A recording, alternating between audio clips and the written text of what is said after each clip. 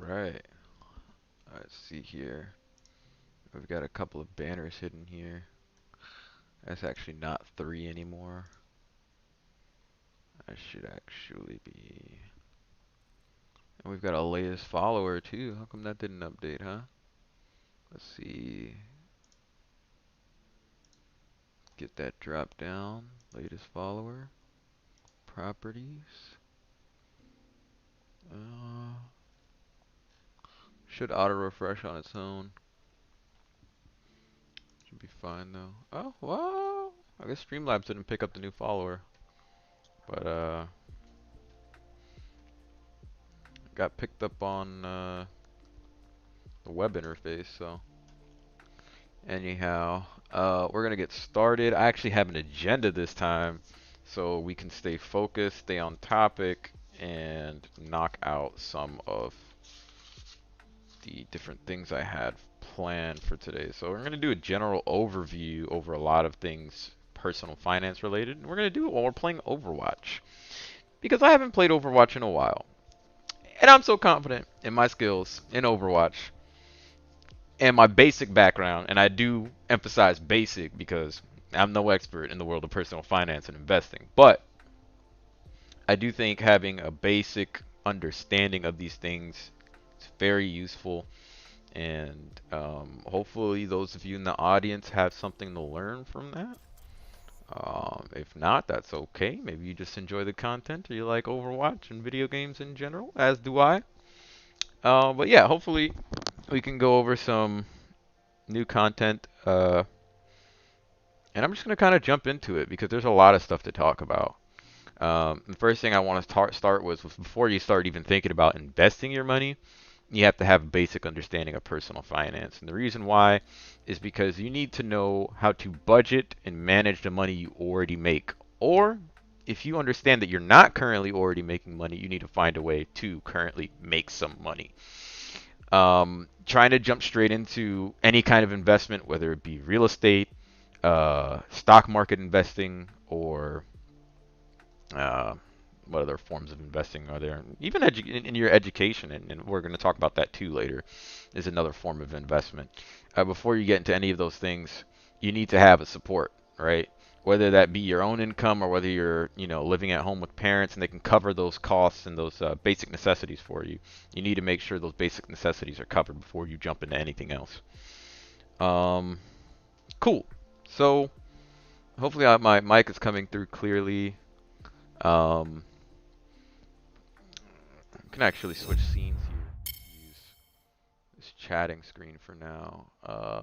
Video capture device. Oh, we don't want that. Remove. And let's add in video capture device. Add source existing Nexigo. Yep. And we're going to minimize that. I really shouldn't have to do this on stream. I'm sorry. And expand it. That should be fine. I can see a little bit of the bottom there. Okay, that should be good. So, forgot to change the title. Properties. Let's go ahead and change that to personal finance / investing. And we can also shrink the font, which is where font size. Right there. That's good. And this will just be temporary whenever we're like in intermission or something like that. I'm not currently playing the game. And we just found a game, so I'm going to switch back over. Make sure push to talk is on here.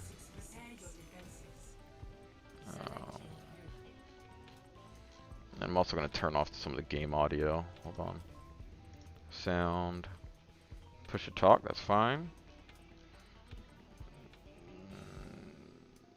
Music volume is going to go all the way down. We don't need to hear any of the game's music. Sound effects can be shrunk a little bit too. In-game voice volume can be shrunk too. That should be good. Hello, team. So the first topic I wanted to talk about was having a steady source of income, right? Um, Depending on who you are, a steady source of income is either your 9 to 5 or if you're working part-time, whatever part-time hours you're able to get. Um, if you're not old enough to work, you probably don't have to worry about that yet. Your parents are likely supporting you. Or if you are old enough to work and your parents are supporting you, I'd highly recommend getting your own source of income while you're being supported. Because that means the more money you can save, the less money you have to spend on some of your bare essentials, which would include rent, food, insurance if you have any.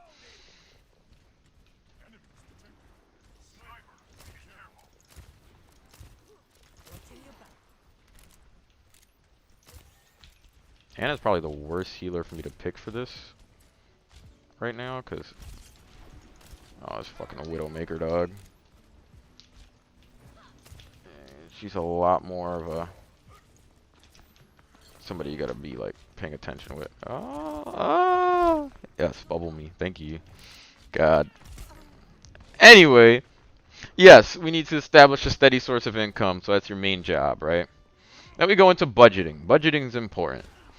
And how I do my budget is that I calculate how much my bare essentials are at the beginning of the month. So let's say you've already accomplished getting a steady source of income. You've got your regular job. You work about 40 hours a week. You could afford to pay rent, food, and whatever insurances you might need to pay.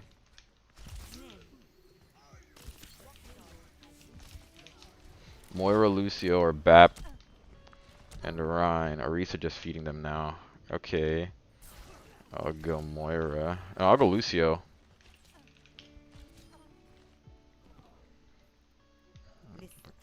Anyway.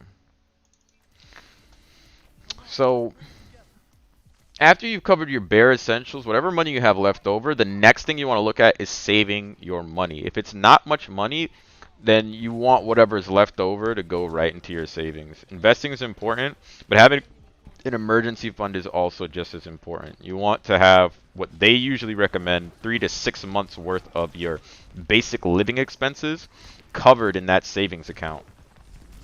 We'll also talk about what kind of savings account you can actually get to cover yourself and also not feel like your money's being stagnant or not making any money, because you have a couple of options. Holy crap. Why do you want me dead so bad, dog? It's my first time back in the game. Why is Mercy... Yeah, I'm really tired of your shit. Ah! Gold healing is bad. Okay. So yes, saving. I recommend an online savings account instead of a traditional one through a bank, because they usually have higher yields, meaning that you get a better interest rate, right? 0.01% interest rate's not doing anything for your money. I mean, 0.60 is not much better, but it's definitely a lot better than 0.01. And usually with online banks, they'll usually bump that up to somewhere up to 2 to 3%, depending on how the economy is doing. Right now, interest rates are the lowest they've ever been in our country, so don't expect. If this isn't working, switch your comp. Oh God, somebody's angry. I might jump out of chat. If you think that I'm the reason that we're fucking losing, switch around. Yep. Social. Yikes. Anyway, I usually play Monster Hunter because it's a single player game, and like I can focus a lot easier while I'm playing the game as opposed to... Oh, Rusted Beef. Hey, when are you gonna play Tekken again? I got a lot better. By the way, if I rent out the spare bedroom in my house, can I deduct all my utilities, or does it only affect a percentage? Renting out the spare bedroom in your house can mean extra money to be pocketed anywhere, wherever you want to use it. If utilities is where you want to put that extra money, then you can do that. But most likely a bedroom, depending on where you live, is going to cover a lot more than just utilities. What I would highly recommend is definitely make sure that the person that you're getting as a roommate is vetted well. You want to make sure they're not going to destroy your property, or where, you know, depending on if you rent or own the house, it might matter a little bit more or less to you. If you own the house, you definitely don't want to let just anybody in your house. But yes, let's say, for example, I'll use my rent for an example, right? $1,400 for rent, 2-bedroom house, right? I had a roommate for a year, and we split the rent, and it was $700 each. Utilities only ever come up to maybe about $200 a month. And if you're being really resourceful, you could probably get that down to even $150. But Yeah, it should cover way more than just your utilities. You can use that extra money and pocket it, or you can throw it in the stock market and invest it if you'd like. That's my take on that. Tekken can happen at any time. Honestly, I set my PlayStation up inside the living room just because I recently got furniture in the place where I moved. I could bring it back to my desk and make it easier for me to have a stream set up, or whenever I stream, I can just not have the camera on. I wouldn't also have any of like the Streamlabs setup stuff either. I'd have to probably uh, just use the uh-oh.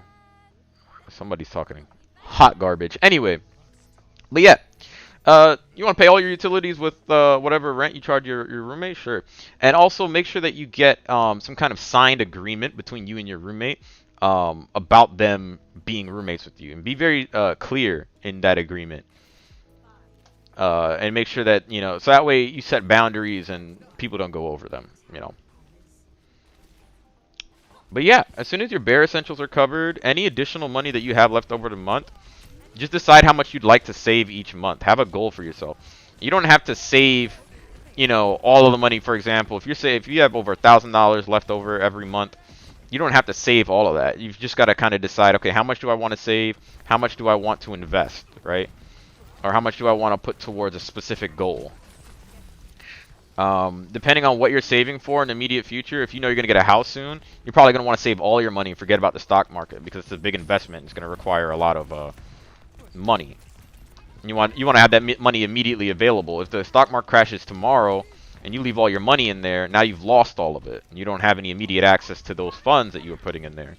And houses are expensive, even for a down payment. So say you saved up to about 10 grand for the down payment on a house. Now we're talking about 10 grand that you just lost in the stock market. If I could use the utilities as a tax deduction, I heard about it. I don't know much yet. That I don't know about. If you get a roommate, can you use utilities as a tax deduction? I guess technically, since you would have some kind of sublease with them, you might be able to. If you're paying all of the utilities yourself and you're subleasing the room to them, there might be some kind of tax benefit to that. But I don't know what the difference is between officially subleasing a room or I guess a regular just like kind of roommate agreement that you'd have. So I'm not sure if there's a drastic difference between the two. That I would have to look into. All right. So once you've decided how much money you want to save, or that you even have money left over the month for you to be able to save, you should also start considering investment vehicles. So I'm not going to get into what investment. I do think that makes a difference. I think owning the house is kind of what allows you to determine if you're like subleasing it or not. So if it's officially being subleased, I think there probably would be like some kind of tax benefit. I'm just assuming off of what I know, but I don't know anything specifically regarding tax benefits in but look into subleasing, not just like a roommate like agreement or whatever, but like specifically subleasing. I think there might be something around that. That's what my recommendation would be. I do think owning the house would probably make a difference in that scenario. Did I drop her? I did not. Oh. Anyhow. The different types of investment vehicles you can look at. The popular ones are specifically stocks, of course. Everyone knows about that. Housing. Pretty much those are the only two I look at. But there are plenty of investment vehicles you can go through. Annuities are another one. It's basically kind of like insurance as an investment vehicle. Although I wouldn't personally get into annuities until you're really making a lot of money and it makes sense for your situation. But immediately speaking, investment vehicles that are very popular, real estate, stocks, and retirement accounts. Now, retirement accounts are stock market investing too, but there are other ways to earn money through retirement accounts other than just investing the money in the stock or in the ETFs or mutual funds that you have options to. For example, company matching, which I'll also get into later. There's another way that you can make money through a retirement account. It's literally free money that your company will give you if they offer matching. So, we've covered having a baseline, which is being able to cover your bare necessities, right? You make enough money that you can pay for your rent, your food, and whatever insurances that you need to cover yourself. After that, we talked about saving. Most likely, I would recommend getting an online savings account because it has higher yields and most of the time a lot better benefits and easier access to your money than a traditional bank savings account. After that, we talk about the different investment vehicles you can start looking at, specifically stock market investing and real estate investing, which we will get into detail about later. Now, the part of the budget that's most important to all of us is the fun part of the budget. What do we do with the money that we want to actually spend on ourselves, right? Because realistically speaking, a budget, much like a diet, is impossible to follow if you can't actually enjoy it. So if you can't enjoy the money that you're saving for yourself alongside with what you're investing and all this other good stuff that you're doing for yourself, then what's the point, right? What's the point in saving all of your money if you don't enjoy the life that you have now, right? So you need to also determine how you spend your money for fun and how much money you allocate for fun, right? Depending on what your tolerance level, this is something you have to decide for yourself. I've decided for myself that I want to spend a lot less money on myself for fun because a lot of things I enjoy doing are either cheap or don't cost or don't cost any money at all. I mean, right now Twitch streaming, right? I mean, probably costs money in electricity and whatever things I had to buy initially to get started, right? But, you know, now it doesn't cost me any money, right? Or even if I wanted to continue streaming with my PlayStation, I didn't have to buy all this stuff. But if you can find something that you enjoy doing that takes up your time, even hanging out with friends usually doesn't have to cost that much. If all you got to do is buy beer every time your friend invites you over. Yeah, I did cut my hair, Daniel. I cut it off. Now my huge forehead can't hide anymore.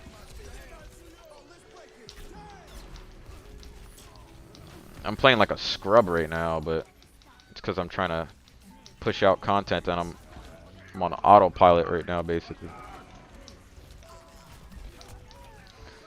My team's playing like ass anyway. I just felt like cutting it off. What do you mean? Why, Daniel?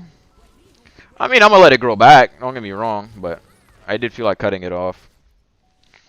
But specifically, let's get back to when we can spend less on fun. Because it's hard to have a budget for fun when you have vacation goals, when you have other types of goals. So this is what I'm going to recommend to you, right?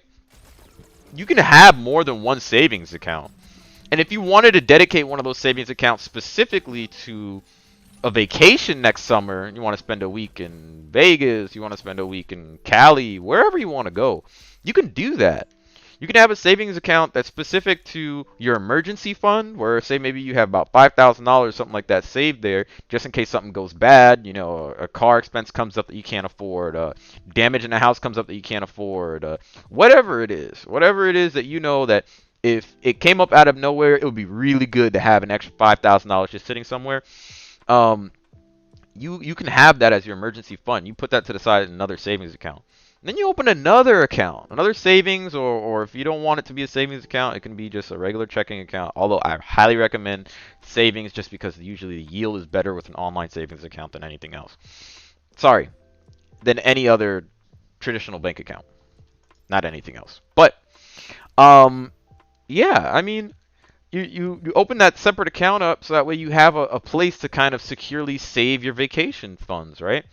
And when do people mainly usually go on vacation? Well, during the summer, unless you like doing winter sports and things like that, then you'd have to balance out your budget to, you know, suit your needs. But let's say, for example, I'm somebody who likes to take summer vacations, right? A lot of the time, so I will. Yes, thank you, Daniel. I appreciate that. I did feel like cutting it though, so I cut it. But a lot of the times, if I wanted to take vacations during the summer, I'd have to save up that money, right? You can save that money during the winter.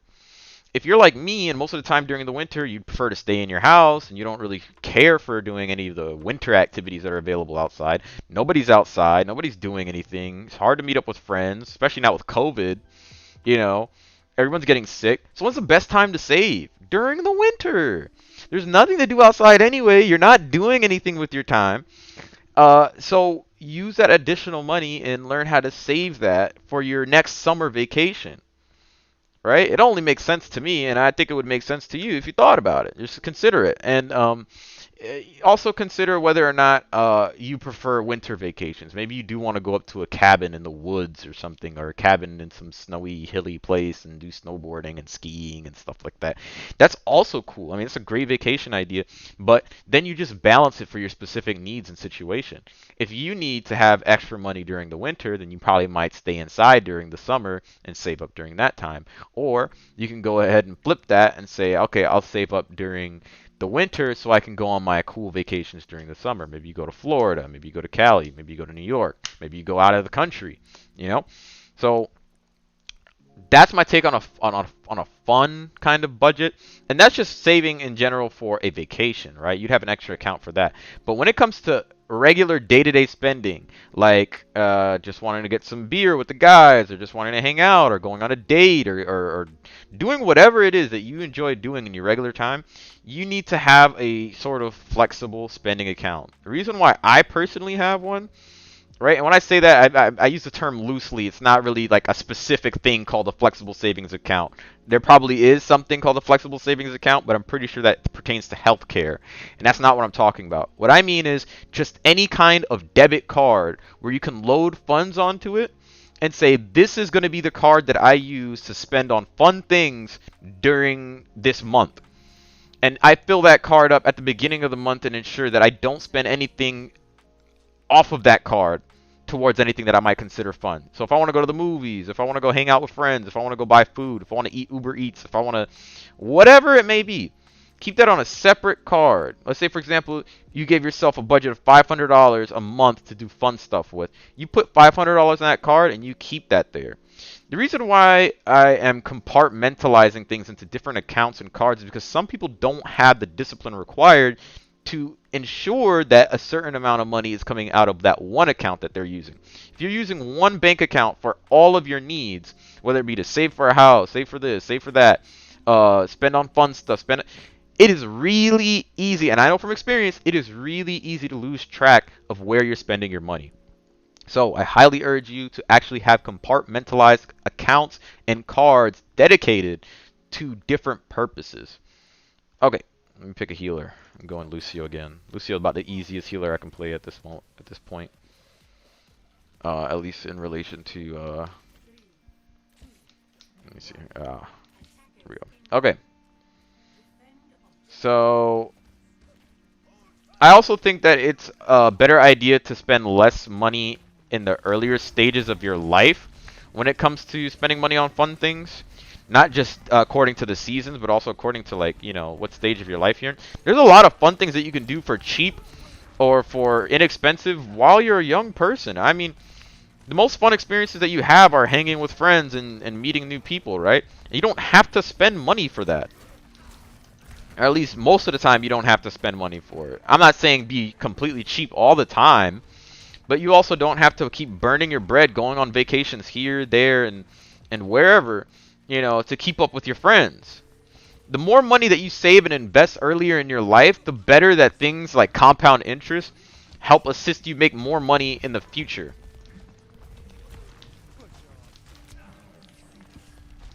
You could save the same amount of money 20 years from now that you save today and invest it, and it'd make a huge difference in the amount of money that you'd make in the stock market and in compound interest over time.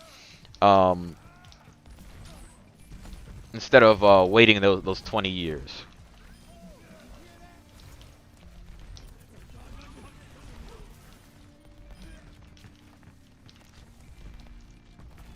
God, everybody left. Where'd they go? Anyway, let's move on to the next topic. So, when can we spend more money on fun, right? Well, if you have a season that you prefer to be outside and spending money and doing shit with, for example, let's say I chose summer because, like, summer is where all the vacations are. It's where people are outside. It's where people are doing stuff. No! Fuck! I died before I could touch the ground. That would be the season where I would spend some of that extra money, where I would put maybe less money in savings and more money in my spending budget. And I have a card, a dedicated debit card that I use only for spending on frivolous things. That way, like I don't have to worry about, oh, am I spending too much money on the card will decline if I spend too much money on it already. You get what I'm saying? So I don't have to worry about that. Um, and once I run out of that money, then I know, okay, now it's time for me to chill out and stop buying stuff because I don't have any more money left on that, at spending budget for the month. So I'm gonna have to wait till the next month. That's kind of how you help keep yourself under control. If you know you have a problem with spending money, that's how you keep yourself under control. And later on in your life, not only are you gonna have a lot more money to spend later on in your life if you take the action, take the steps, and you invest a lot of your money and enjoy that compound interest earlier on. Uh, but also the things that you're gonna want to do for fun are probably gonna be more advanced by the time that you've gotten to a certain age.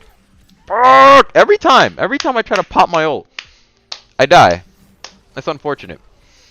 So like going on like more advanced vacations and doing more advanced things in your older years. I mean, shoot, who knows? Maybe in 50 to 60 years, space tourism is gonna be a real thing. I might be 80 years old, and like, although I might have been able to go to every music festival as a young man and every concert, now I don't got any money left over to go and visit outer space and go on my space cruise, my space vacation. You don't know what the future holds, so you'd like to be in the best position possible to have enough money to do that. Even if it was readily available to us now, probably wouldn't be able to afford it. But at least if you save and you invest and you use compound interest to your advantage, you'd likely have the money needed at that age for you to, do like a bucket list item, basically. Yeah, get off me. Huge bubble.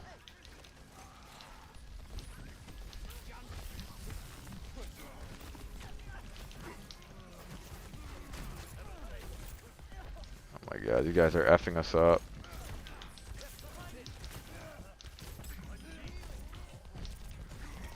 I didn't even mean to say that.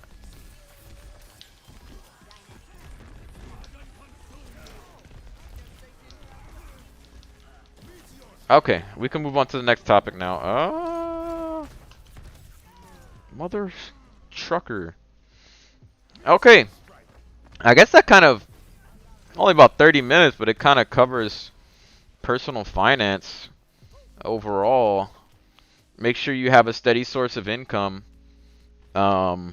Make sure you have a budget where you prioritize your bare essentials first, saving next, investing after that, and then fun. I always put fun last because, and it depends on who the person is, right? You might want to put more of your money in fun because fun might be more important to you at a younger age. You're like, I don't know how long I'm gonna live. I could die tomorrow, and all this saving and investing stuff went into nothing, right?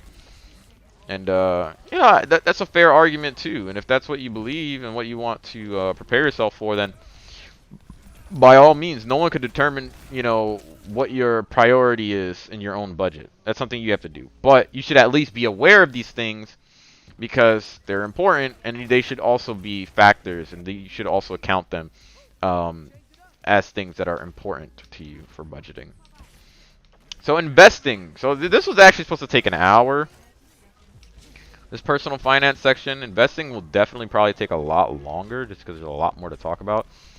Budgeting and stuff like that is really basic. If anyone has a specific question about how I budget or anything that they're curious about, yeah, definitely feel free to let me know. When it comes to investing, though, you want to look into first the types of investment vehicles. That's the first topic I have here.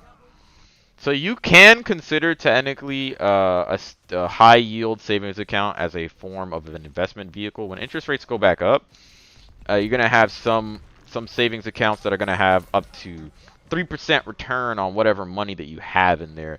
Now, 3% return is about nothing. Probably keeps you up with the rate of inflation, probably. Just so your money doesn't stay stagnant. But at the same time, though, it's kind of like, all right, well, your money's kind of wasting away in a savings account. But the reason why it's important is because it is somewhere you can put your money where you can immediately access it, whether or not you need it for buying a house or any kind of emergency situation. So it is a viable, I guess, quote-unquote investment vehicle. I don't think any real investor would consider it an investment vehicle per se, but it's definitely somewhere worth holding your money. Um, there are also bonds as well. I don't know how bonds work to a T, to be honest. I do understand that you can lock in a rate. Usually interest rate on a bond is pretty low. But you can buy them in for pretty cheap and buy a lot of them and lock in an interest rate. Or you can wait till interest rates go up and the bond's a little more expensive and then lock in that interest rate. I guess it depends on who you are, but I personally don't look to bonds so much as an investment vehicle. But yes, savings accounts. You have online savings accounts, which are usually the higher yield ones. Stocks. Stocks are what everyone wants to talk about, right? Before we even start talking about stocks, there is a trend now. A lot of people invest on emotion as opposed to investing on anything real or substantial or based in any kind of factual anything. I think it says a lot about our society in general. I think these things reflect in more than just stock market investing. But I also think that this factor of emotion is also just as important when it comes to things like stock market investing as logic. And I've made this argument before that I think both logic and emotion are just as important in stock market investing. If people can't believe in the company that they're investing in, then why would they invest in it? It can't simply just be because, oh, well, because these guys make money, and then you find out that they fuck over their fan base, and now they're not making money anymore. And, I don't want to say any specific examples of companies where I feel like they effed over their fan base, and it's kind of resulted in, not so great returns, but, I mean, it's easy to see that as examples, and, wow, this guy's name is Booty Butter. Sorry. But yeah, so the first thing I look at when I think about stock market investing is the easiest thing to get into are index and mutual funds. And the reason why is because index and mutual funds are essentially just like a big folder, a big portfolio of different companies, popular companies that are hand selected by a group of professionals who actually know what they're doing in stock market investing, and they generally just kind of follow those companies and invest in them automatically. So I think with index funds, a lot of it is like computerized now, so there's less maintenance on the parts of people, and it's less with people sort of selecting and more with like a machine or an algorithm kind of figuring out what stocks to track. But generally speaking, I do think that they are a better alternative to individual stock picks. There are a lot of mistakes that people can make with individual stock picks. Just because something is cheap does not mean it will win. It is not that simple. But index funds and mutual funds make it a lot easier. I prefer index funds or ETFs, which stands for Exchange Traded Fund. And I'm dead.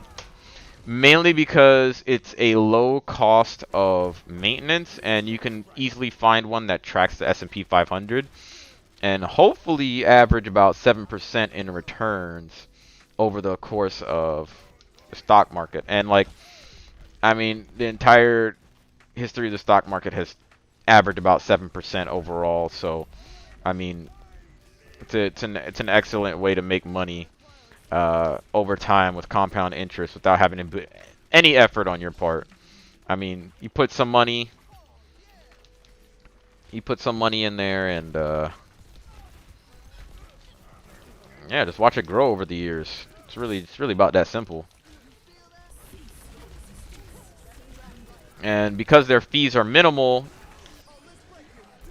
you don't lose a whole lot of money in the fees that you would pay to like a mutual fund, for example.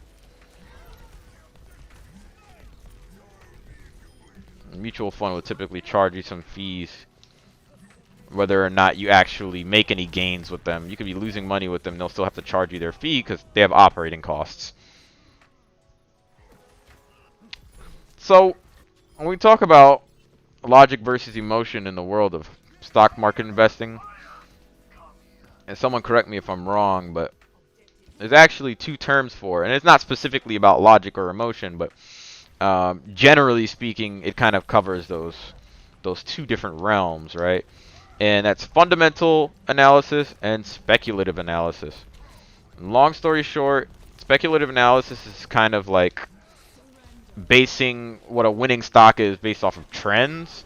Why does this guy have his ult every fight, dog? Speculative analysis is kind of basing your stock picks based off of trends. For example, stuff like Bitcoin or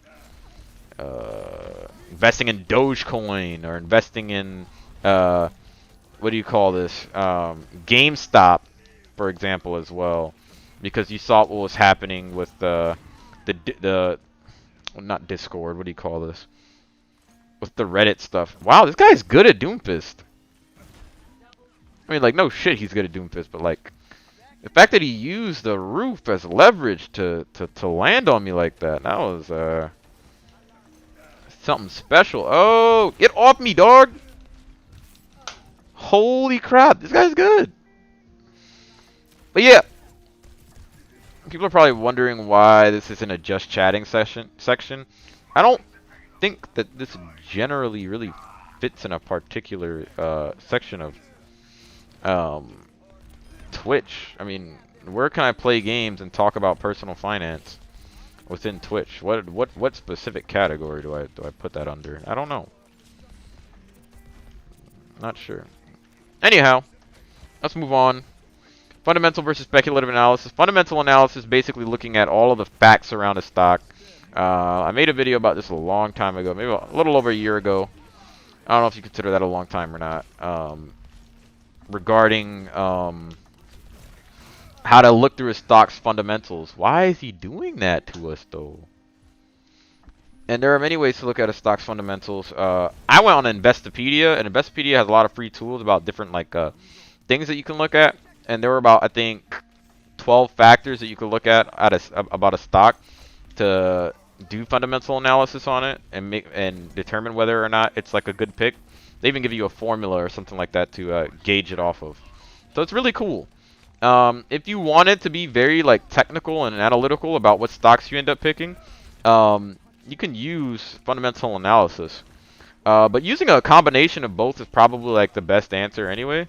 You can use speculative analysis to spot trends in the stock market and say, okay, I can see a lot of people are drawing attention to this, or I can see the vision or emotion behind this project or behind this company that people are starting to back, and use that as a way to sort of like pick out what companies you're going to do fundamental analysis on.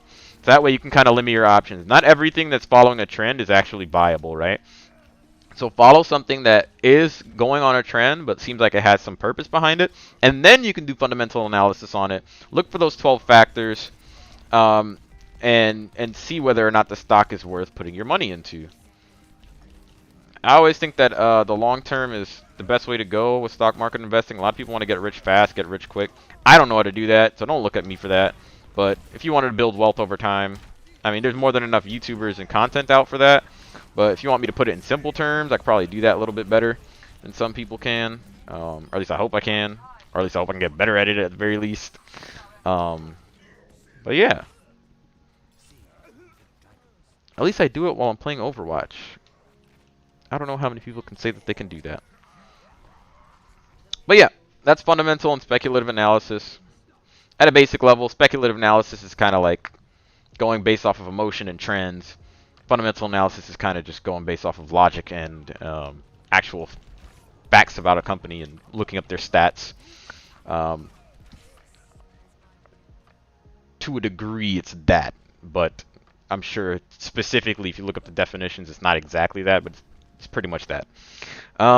Retirement accounts are another type of investment vehicle. So I said earlier that I was going to talk about retirement accounts, and long story short, You have the only two that I really ever pay attention to are Roth IRA and 401k. Now there's something called an SCP IRA, which I think is for if you're like sole proprietor, if you like make your own money basically, or you have your own business. You can still get the benefits of an IRA or of a traditional like retirement account, but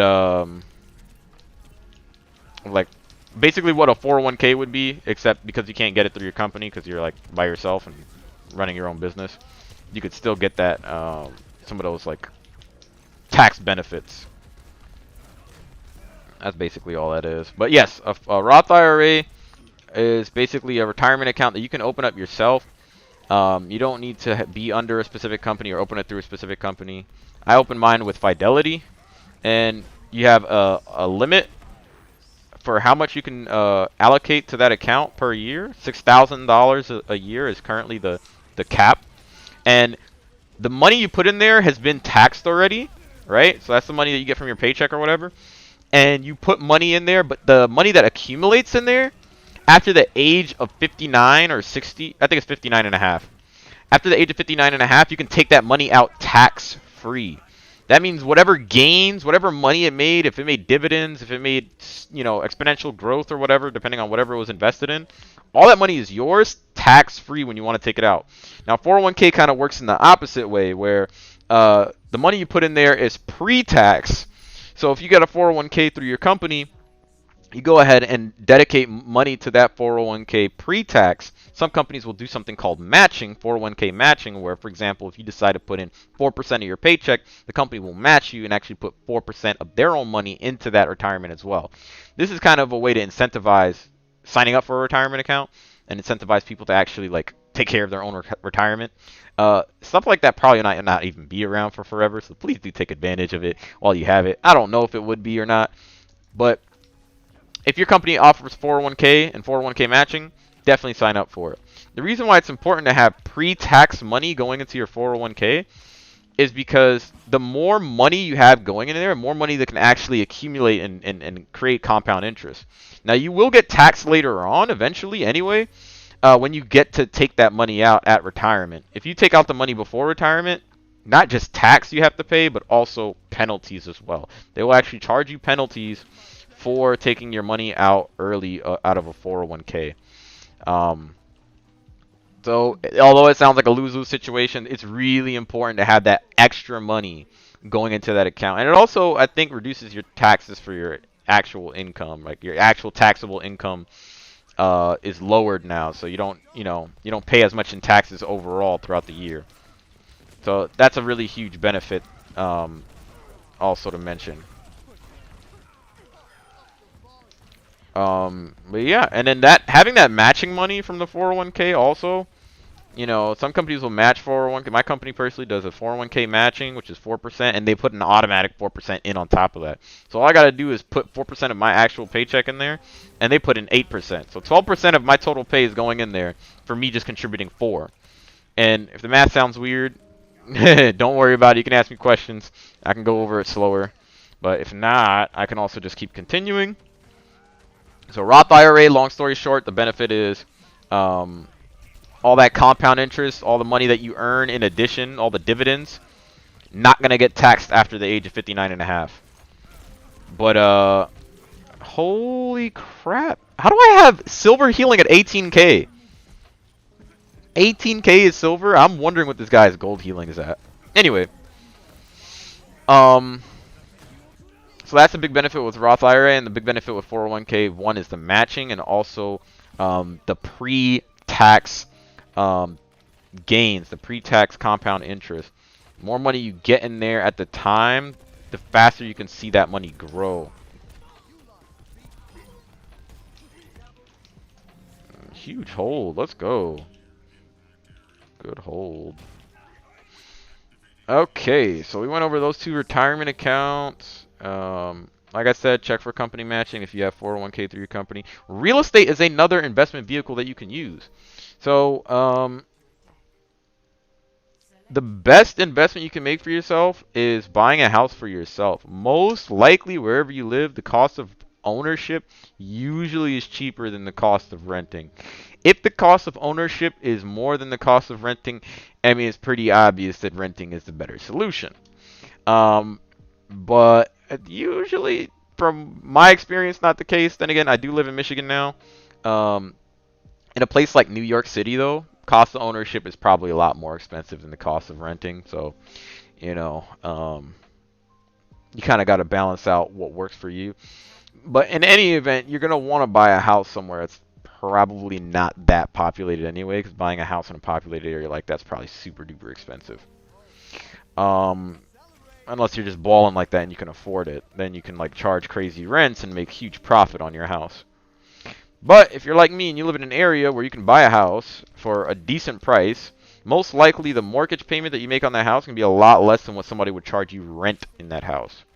So securing your own like cost of living as opposed to having to depend on paying somebody rent is going to be one of the biggest ways you save money, because that money is actually going into something. It's not just going into somebody else's pockets. This money is going back into your you know ownership of the house. And typically housing prices usually go up over time. A lot of people said there's going to be a housing crash happening soon though, so I'll definitely be cautious. And the housing prices have inflated like beyond like who knows what. So it is very expensive to buy a house right now. Interest rates are low. That's why people want to lock in an interest rate. But there's been a very low inventory of houses lately. And when they do get bought up, they're probably getting bought up by people who had insane salaries in places like New York City and California and had the money to go ahead and pay more than asking price for whatever house they're offering. So that's probably what's happening. But more specifically to a regular person's like situation, and you live in a place where you can buy like a decent 800 to 1,000 square foot house and have a decent living, most likely you're going to pay a lot less in living expenses than somebody who'd be paying rent in that area. And if that's the case, that's one of the best ways that you can get into real estate as an investment vehicle. I would highly recommend it, but probably not now. Deciding on where and how to buy. There's a lot of detail that goes into that, but I don't know. Hold up.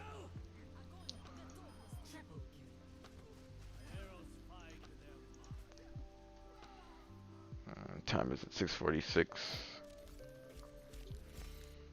I'm probably going to end up running through all of this content without actually having anyone contribute to much conversation, except for Rusted Beef, who came in and asked me when I was going to play Tekken again. I have no idea when I'm going to play Tekken again, to be honest, but as soon as I finish this content, though, I'm probably just going to focus on the game.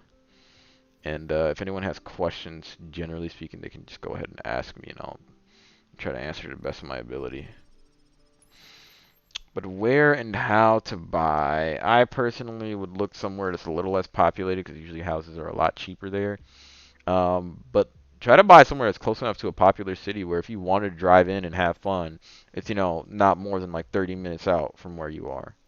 And that'd be a great way for you to kind of balance and, the price of the housing, and also still having that sort of access to that fun, hip, young lifestyle that you want, right? That's usually what the case is. Why buy? Obviously because your cost of living would be cheaper. You wouldn't be paying as much in mortgage as you would be paying in rent. I think that's a pretty simple reason.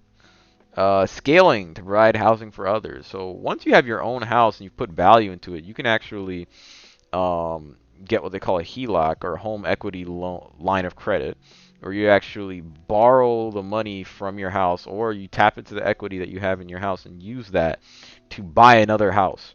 And when you buy that other house, now you can either rent out the previous house, and whoever's paying for rent there is going to be covering your mortgage and then some, and paying you extra money while they live there, and they're paying down that loan.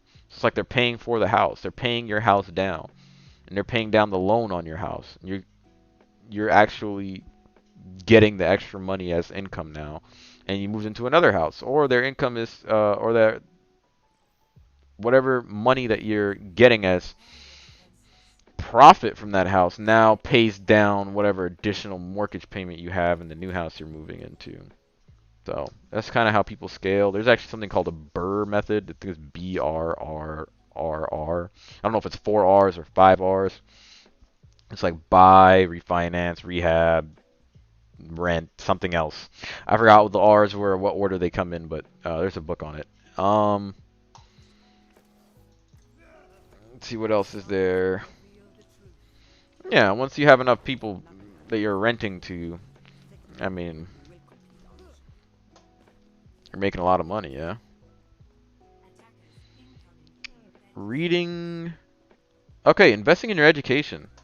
So there's 3 different ways to invest in your education, and I've listed them here. You could do college, you could do training courses, or just general reading in general, right?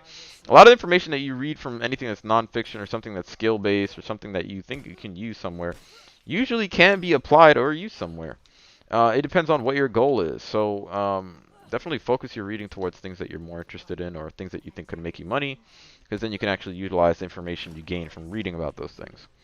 College is the easiest to choose, I guess, if you don't know your options, just because it's like, okay, it's an obvious option, and a lot of companies say, okay, if you have a degree, then we can give you a job. And a lot of companies have that as a base requirement. I think that's changing a little bit. Definitely in things like the field of engineering, where like you don't even have to have a degree in engineering for you to get a job as a software engineer. So I do think that is changing. Hopefully that changes for other fields too. There are some fields that shouldn't change for. Like, I mean, you don't want a guy who's not trained to be a pilot be flying your plane. You don't want a guy who's not a doctor to be your doctor. But for fields like engineering or trade skills and stuff like that, as long as they have a basic understanding of like safety and stuff like that, should be fine, I think.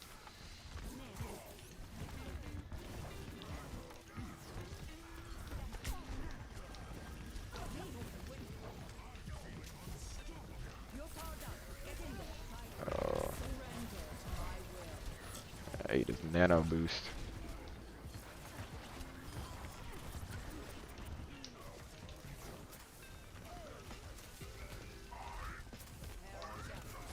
It's like she's avoiding my heals.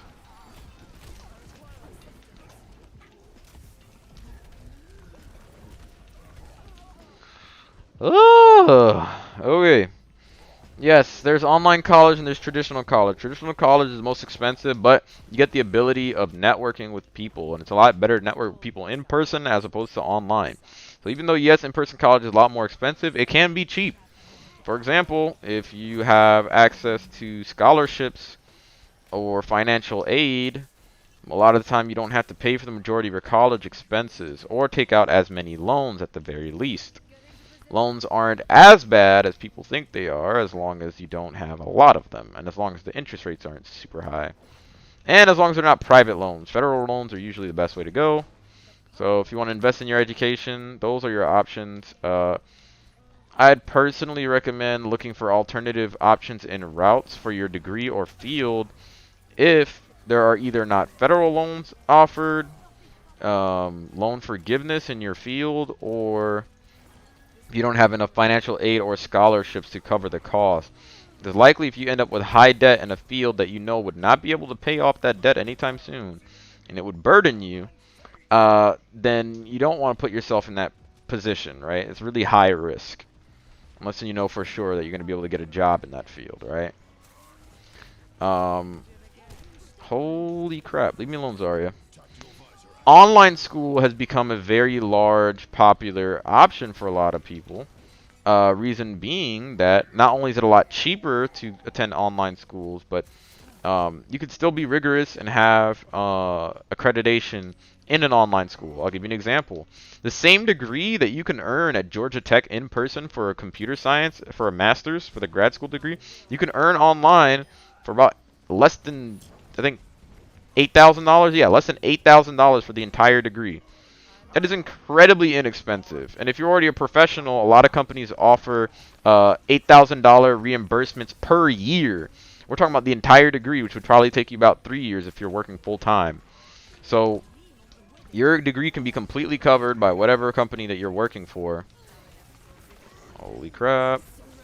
By whatever company that you're working for. Or if you're making enough money and your company doesn't offer it, you can also easily just pay for the degree yourself. So those are options when it comes to online degrees. They're a lot cheaper and a lot more affordable.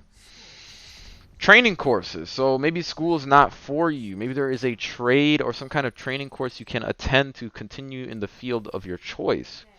Certain things like becoming a CNA, certified nurse's assistant, or even a coding boot camp if you wanted to do something like that. If you didn't require, they don't require a degree for you to get a, a job or a six-figure job working as a software engineer. Um, you can pay for online training courses, in-person training courses. If you wanted to do a trade, get into carpentry, that's another option as well, and get paid high money off of just maybe 3 to 6 months of training. Sometimes training is shorter than that, or is less expensive than, for example, a coding boot camp.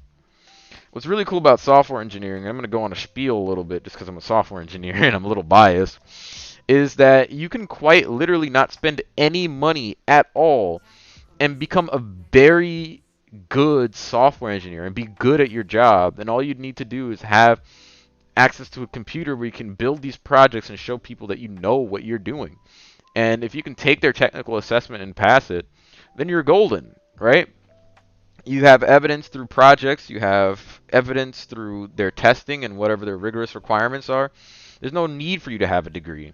So you can quite literally become a software engineer for next to nothing. You don't have to even take a boot camp or anything like that. They just want talented people, talented engineers. And if you think that's something that you can do, then boom, you have a route to a six-figure job with a very low barrier to entry. It's so much freedom in that field in general. But yes, that's not the only kind of training or certificates you can get. If you want to go into the world of IT in general, you have options of like, CompTIA certifications, network security certifications, stuff like that, cybersecurity certifications. It doesn't always have to be development, and it also doesn't have to be IT. It could be healthcare certifications that you need for, like I said, becoming a CNA or becoming something else. Carpentry, if you wanted to get into doing renovations and rehabs. And people need that. People need people who do carpentry and do renovations and do rehabs because a lot of people want to get into real estate investing these days. Who's going to do all the building of their houses and the renovations that they need? Well, somebody's got to be able to do it, right? There's going to be a need for that in the market.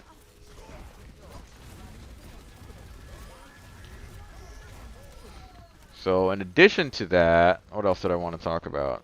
Yes, paid training certificates, free resources. Holy crap.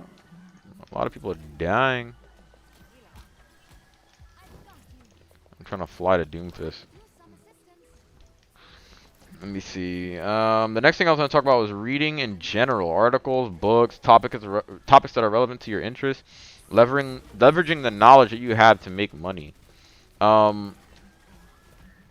There are things that you'd think aren't useful information, and you end up finding out they are incredibly useful. And that they can eventually make you money somehow.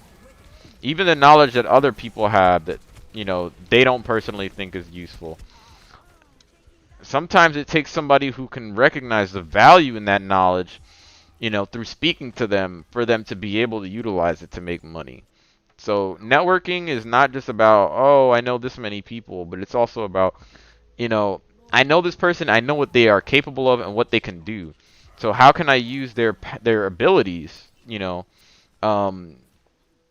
either make me money or make us both money? And of course, everything's a compromise. You don't want to just take things from them for free. You want to be fair. I have 3 health. Okay.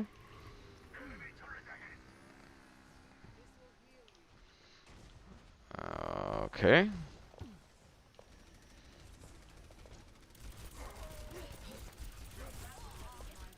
I know you need healing, dog. It's kind of hard to heal you when you're jumping into the middle of everybody. And that kind of covers most of the topics. I did a very broad overview. I'd really appreciate if somebody asked questions, though, because it's kind of hard for me to, like, know what someone doesn't know, what's general knowledge, and what someone wants to know about. I mean, you can even ask me what kind of stocks I'm looking at for the future and why I'm looking at them. and what stocks you're looking at, and then I can ask you questions and see why you're looking at those. But it's been about an hour of no interactivity, so I can only go so far off of content I create on my own.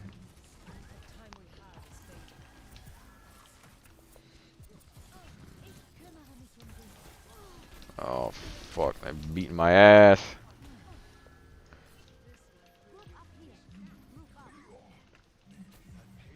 Group up, dummy. Hey, when people say stupid shit like that, like, no shit you need healing. Can you group up? Why are we even this separated, dog? I'm literally playing as a character that can heal himself and he's complaining about healing.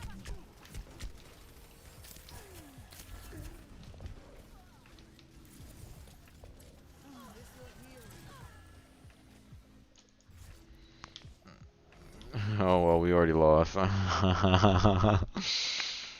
No shit you won. Oh. Alright. Well, if any, like I said, if anybody got any questions or wants to talk about anything personal finance or investing related, I mean, I try to come up with content. Might be kind of hard. Or maybe I shouldn't be playing the game. Let me run a 3-minute ad break, and I'm going to turn this over to just chatting. So that way it looks like it's a little more suited for the topic of conversation. And yeah, I'll be back.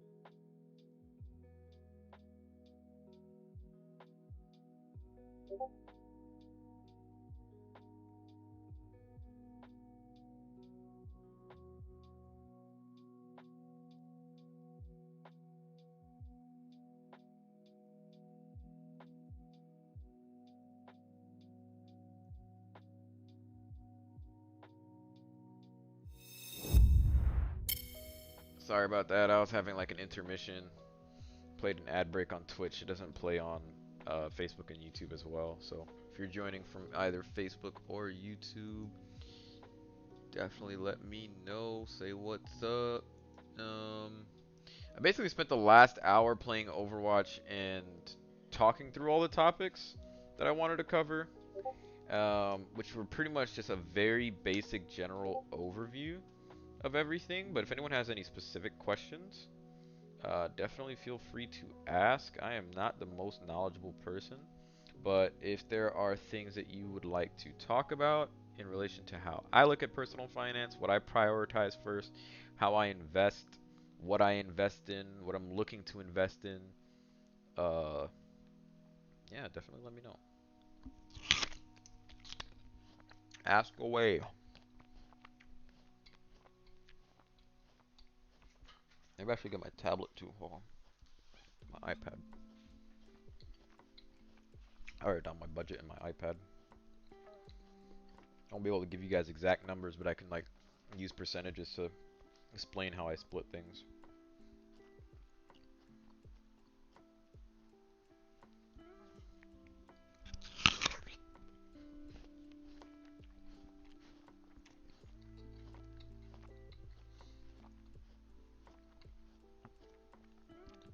I'll tell you what. Basically, so this is what I do usually. I cover my basic bare essentials, my necessities, right? And that's usually rent, food, utilities, and subscriptions. Yes, subscriptions are not really a bare essential, but they are recurring charges that are pretty cheap, and I count them into my utilities. Just to keep the math easy to follow. And insurances, so renter's insurance and car insurance. I bundle all those things up as what I would recommend or call my I guess necessary expenses, whatever you consider to be actually like necessary for you to pay for every month for basic survival, right? And then after I subtract all of that out of my monthly salary or my monthly however much money I make, you want to look at how much you have left over and then how you want to prioritize what you have left over. So whatever you have left over is basically like a bucket. It's a pool that you can kind of distribute your money from to wherever you want.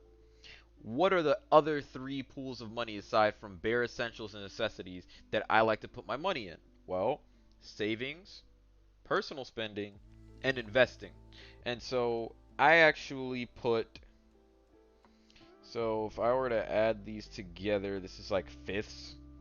So you can say I put 3/5 of the money that I have left over after all of my necessary expenses into my savings account.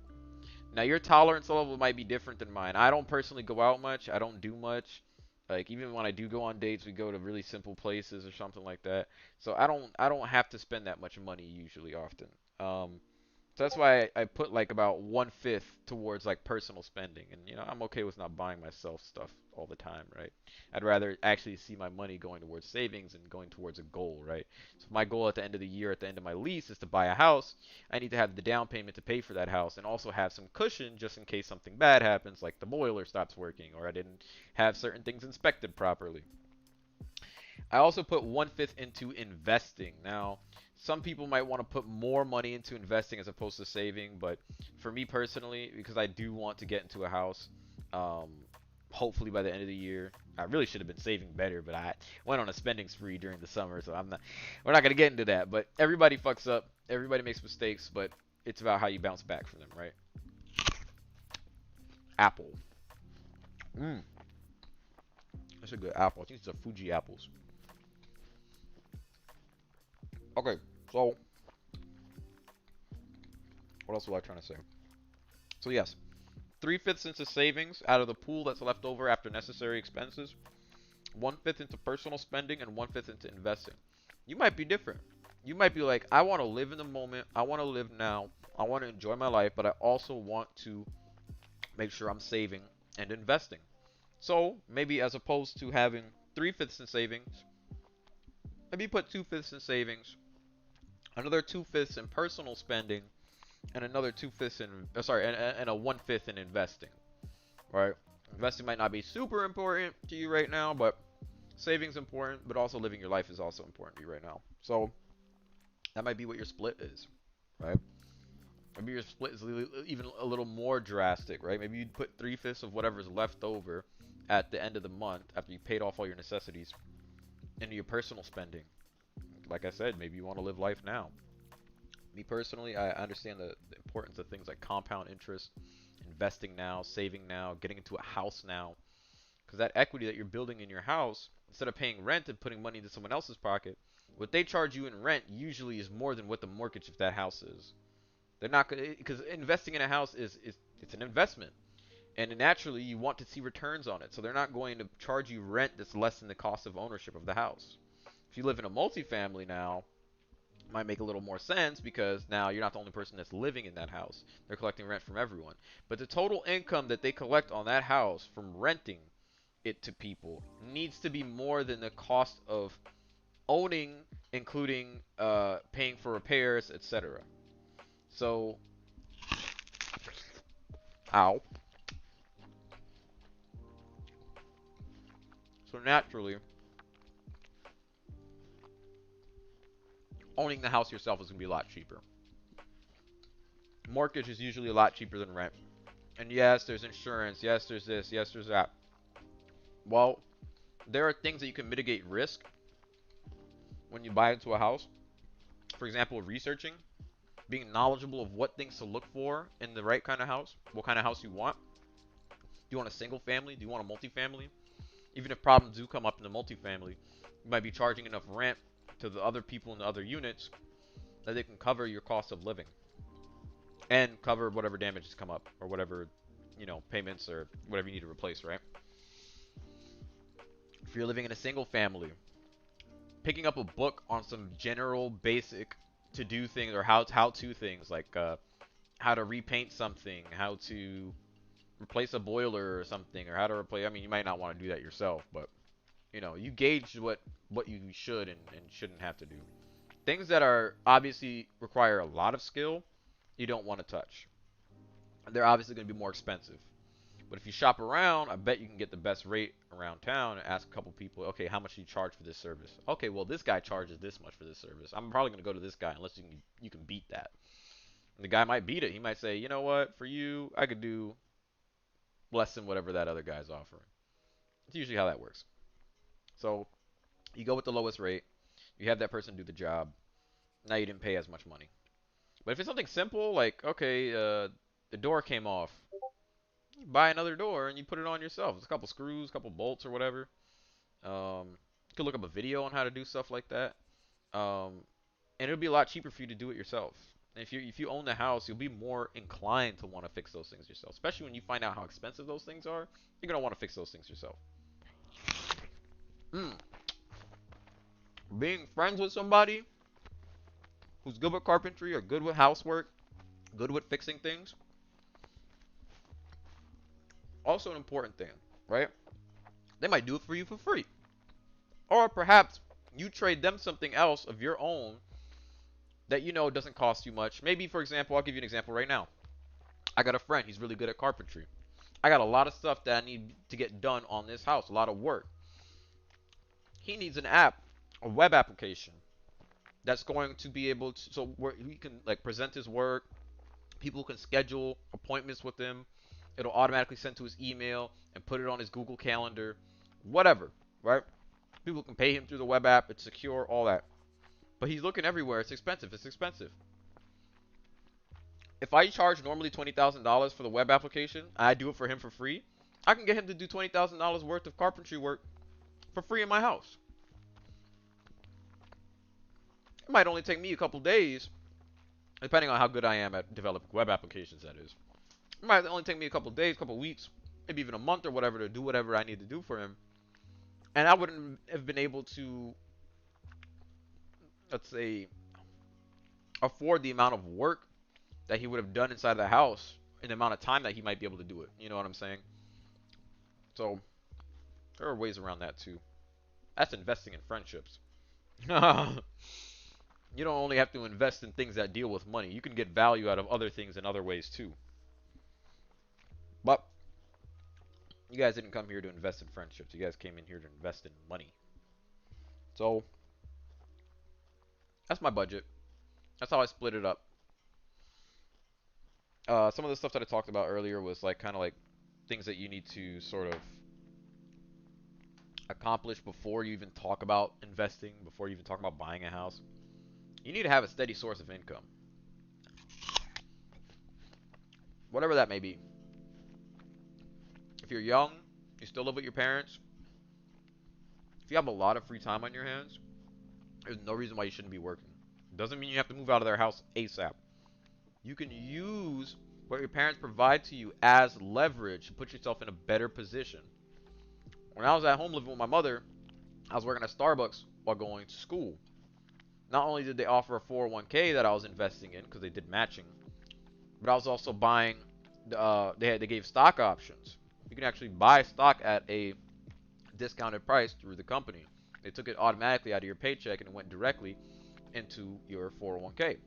You were buying shares in the company. That additional money I was able to then roll over into my my Roth IRA when I was done working for the company.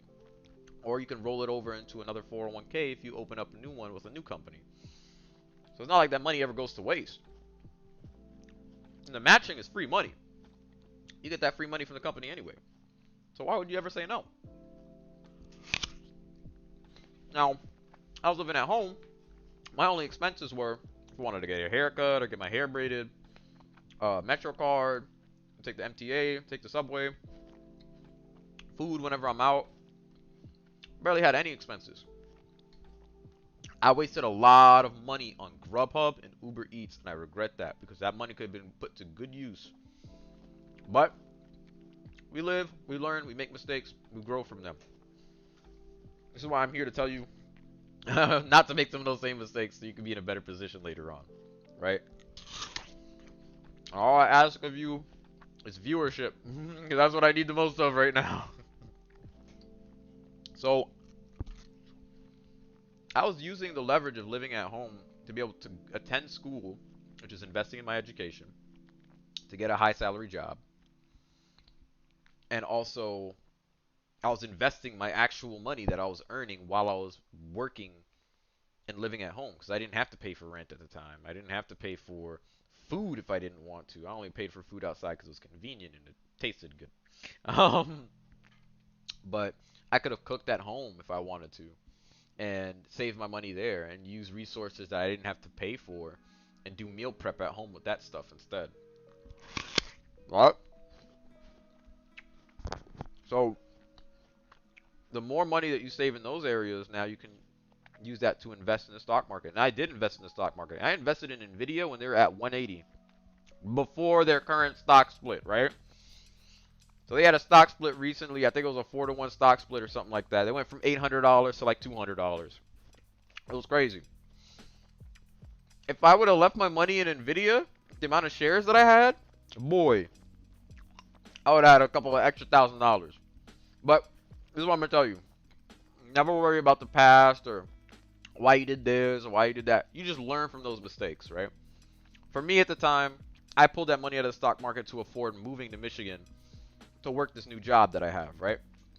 And sometimes you have to make some of those sacrifices because it's like, okay, what would happen if I didn't take that money out of the stock market to go and move to this new high salary job that I was getting, right?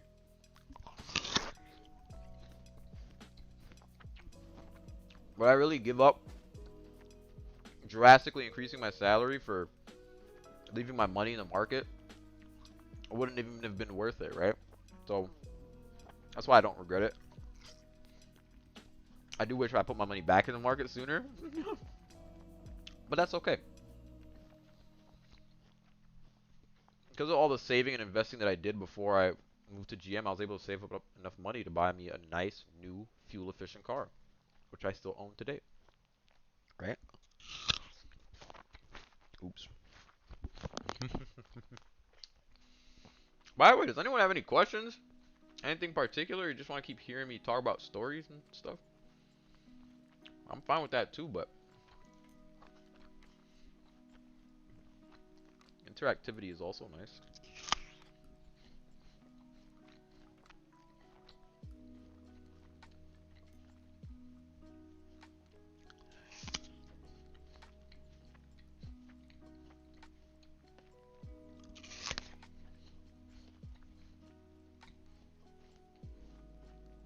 I want to talk about how I'm currently going to be investing my money. So I actually fell off my budget for a while, fell off my discipline, wasn't being as disciplined with myself when it came to money. I noticed that, didn't like it, and I was like, I got to get back on my shit. I got to fix that.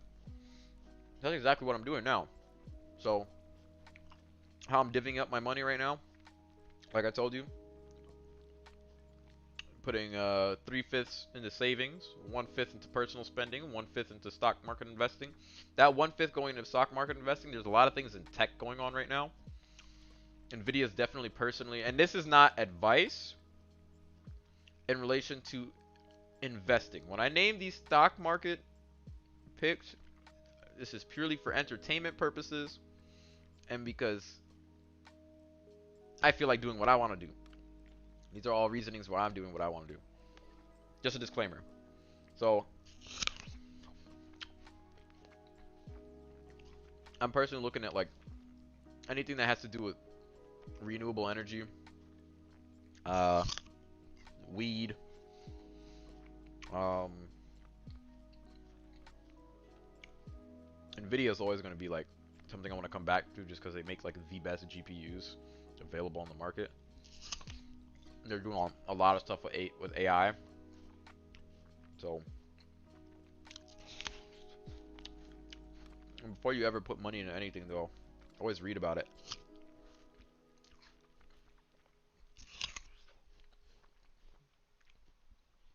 I'm not a news source either, so I won't be parroting everything that I learn about. Whatever company I decide to put money into or talk about. But you use that as a lead to make your own decisions.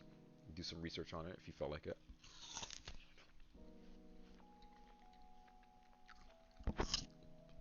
I'm basically looking at anything that has to do with self-sustainability, development, meaning like construction and stuff like that. I have a conspiracy theory that the next greatest crash should be started by blackouts because the grid's gonna go down from the extra stress from all the EVs and all the whatevers, and no matter how many people try to charge their cars off of off-peak hours, it's just gonna bring the grid down. People are gonna lose access to internet and electricity, which are gonna be very important components for people who are, one, going through a pandemic like we are, and two, um, working from home.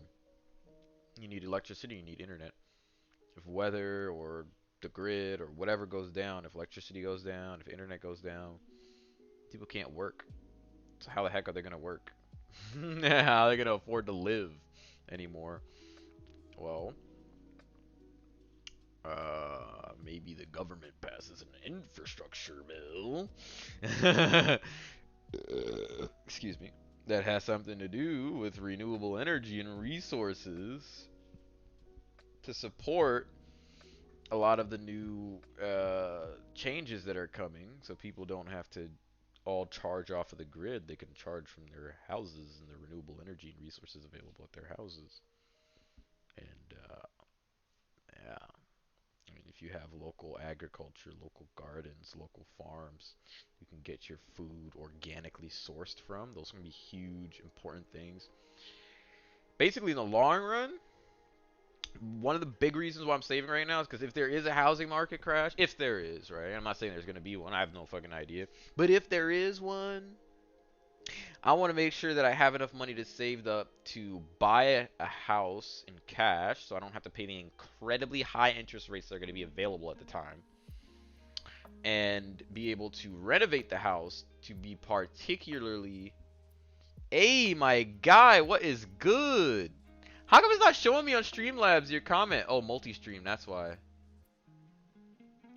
You know what's crazy? People might have been talking to me this whole time. No, that's not true. It would have popped up on the screen. But maybe during the game, people would have probably been talking to me this whole time through like Facebook or YouTube or wherever. And because I didn't have multi-stream open, I just didn't know. But yes, the reason why I'm saving up for all those things is because I do think that... I'm going to give you my opinion on Bitcoin. I'm going to say Not necessarily. Um, do I think people are losing a little bit of faith in the dollar? Possibly. Do I see the benefit in things like Bitcoin moving into the future and cryptocurrency in general? Yes. But the reason why I don't really like the idea of just buying into Bitcoin is because it needs to be based off of something, right? Right now, it's not really based on something. Its value is literally based on hype, right? How many people are still hyped about Bitcoin is what determines its value. If everybody decided I wanted to start pulling out of Bitcoin right now because it's not based off of anything, I'll look. You get into that, Giovanni. Yes, there are different services you could use now, apps even. The easiest way to get into investing, Robinhood's very popular, but a lot of people lost faith in Robinhood after what they pulled, which was considered to be kind of illegal. It was in the news a little while ago regarding the whole GameStop thing. They kind of forced people to sell their shares in GameStop, which literally I don't think they can do. Um, anyway. Robinhood is one, if you decide to trust them. Webull is a popular one as well. There's a new one that I personally started using called Public. I'm actually going to start using Public. It's like a social network for stock market investing. It's really cool. You can actually see where people are putting their money in other stocks and kind of follow that. And it's like it provides you the opportunity to do speculative analysis, but also read into why that person is investing. Usually they'll give a reason. And, depending on how logical that reason is, now you can do some fundamental analysis on that, company that they put money into. And you could take both the person's influence and also the logic behind their investment and combine those two to get a better reading for whether or not it's actually worth putting money into. So public.com, Robinhood, and Webull. You can also do Fidelity. Fidelity is what I personally choose for my Roth IRA and my 401k. That's where I put my investments for retirement. So those are my having a cycle. So every 4 years, the mining reward gets cut in half. So there's less supply of Bitcoin. That's why the price goes up every 4 years. So if the mining supply gets cut in half every 4 years and it's going through a cycle, so the price goes up, but what is it based on is my issue. What is Bitcoin based on? What is it based on? Where does that value go? It's literally just like, I guess the value is the people that decide to be in it, right? And like, yes, can you make money off of Bitcoin? Sure, but you can also lose money in Bitcoin. To me, I don't want to invest in anything that doesn't have a strong basis in something. The value in it is the value that people put in it. I don't want it to be something as flimsy as that, because a lot of people follow it because of hype. Now, if it's something else, like, I mean, you could even take Dogecoin as an example, right? I mean, it was literally a meme, and then a guy with as much influence as he has, like Elon Musk, decides I'm going to start using my influence to go and inflate the price of this thing and make money off of it. To me, that's kind of fucked, because the next guy who has the most amount of followers, the biggest clout, can pull up and say, yeah, it's Bitcoin time, or yeah, it's Dogecoin time, and now everybody's buying it. You know what I'm saying? I don't want something that's that unpredictable and that unstable. I'd rather keep my money in something that's a lot more stable and a lot more based in something realistic. No, I completely understand what you're saying, and if you bought in when you bought in, for sure, do your thing. Capitalize on those gains, my brother. But for me, initially, it has to have something of value aside from hype, because hype is very flimsy. You know what I'm saying? One thing can go wrong as soon as people see that it's declining, right? The only thing that would make someone want to buy back into Bitcoin is the fact that it had a history of declining and then bubbling back up, right? But a lot of people are going to lose their money on that dip. They're going to be like, oh, it dipped a bunch. It's time to buy. What happens if it keeps dipping? How do you know? You have to gauge it off of hype. You have to listen to what people are saying. But like at the same time though, how do you gauge that? Oh yeah, for sure. Do your thing, Giovanni. Me personally, yeah, I'm gonna start using Public for like my individual stock picks, and I currently use Fidelity, like I said, for my retirement accounts and um, Our retirement accounts are all dedicated to mutual funds and index funds. That's exactly my problem with it, is how volatile it is. You can't use things like the economy and this and that for you to be able to tell. Okay, what do you think will happen to Bitcoin if we have another stock or housing market crash?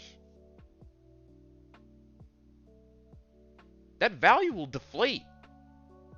No one's gonna put their when everyone is scared and uneasy and not comfortable about what is happening around them, they're going to scurry, they're going to collect all the money that they can possibly collect to keep themselves and their families safe and keep themselves afloat. Whatever they had invested, whether it be in Bitcoin and houses, they're liquidating everything and they're pulling that money in. So what happens if, for example, either Bitcoin doesn't let you liquidate, or you can't liquidate fast enough, or by the time that you get to it, enough scared people have jumped out of the bag that you've lost now 60% of whatever you put in there? It's too volatile. And in the case that something major happened, let's say COVID gets worse, right, in the winter, and uh, people lose their jobs because they didn't want to vaccinate, or people aren't able to go to work. Ooh, ooh, ooh, we got a follower? Okay, appreciate you, dog. What is up, my guy? If there is a crash in the economy, the value of Bitcoin may go up based on the loss of confidence in the dollar. That might be true, but I think a lot more people are going to be a lot more safe about it. I think a lot of people will actually pull up. That's just my opinion, right? I can't predict the future, and I can't predict people's actions either. But to me, if I was someone who invested in Bitcoin at the time, and I saw the stock market was crashing, or say the economy is crashing, we're going into a recession, I'm going to collect all the money that I have, no matter where it is. I'm going to liquidate things, and I'm going to start looking and seeing where I can put money and put value at a much lower rate, and then see it rise over time as our economy starts to recover. That's what makes sense to me, whether it be in housing, whether it be in whatever. But if you have it in something as volatile as Bitcoin, sure, you could buy the dip, but the dip is going to happen when? After everyone's already scurried out of it, right? When they're scared. That's what I think. I'm doing pretty good, man. I appreciate you for asking. Hope you guys are doing all right as well. Do I just say Ampu? Is Ampu? Is that okay? Or should I call you Mo? But yeah, no. Still, just put in a small percentage of wealth and wait 4 to 10 years. Everything will go down. Yeah, but I get what you're saying, but I feel like I'm already investing as much as I am, as little as I am, right, is what I'm trying to say. I'm already investing as little as I am. Whatever I'm going to put into investing, I don't want to put that into Bitcoin or anything that's not based in anything. I think Ethereum is actually based in something called smart contracts. I never really looked into it before, but a long time ago I heard a little bit about Ethereum. So the fact that something like Ethereum is actually based in something, I think makes it a lot more viable as a cryptocurrency moving forward. So I might look into that a little bit more, especially since it actually has gone up in value. But something like Bitcoin, no, I can't invest in something that's just pure hype or just because it was the first. You know what I'm saying? I'd rather put it into stock market, into individual stock picks that I can actually like research and say, okay, these are the reasons why something like this might work. And going into the future, these are the different aspects, the different factors that will actually contribute to its success, and why, the economy being in a certain